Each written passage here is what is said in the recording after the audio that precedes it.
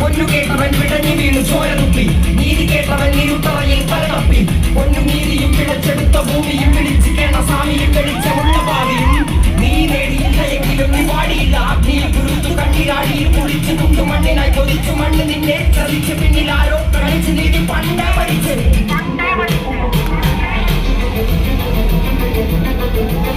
കണ്ണിൽ കാണാത്ത ജാതി മത വേർപാട് യുഗങ്ങളായി തുടങ്ങി ഇവന്റെ വേട്ടയാട്.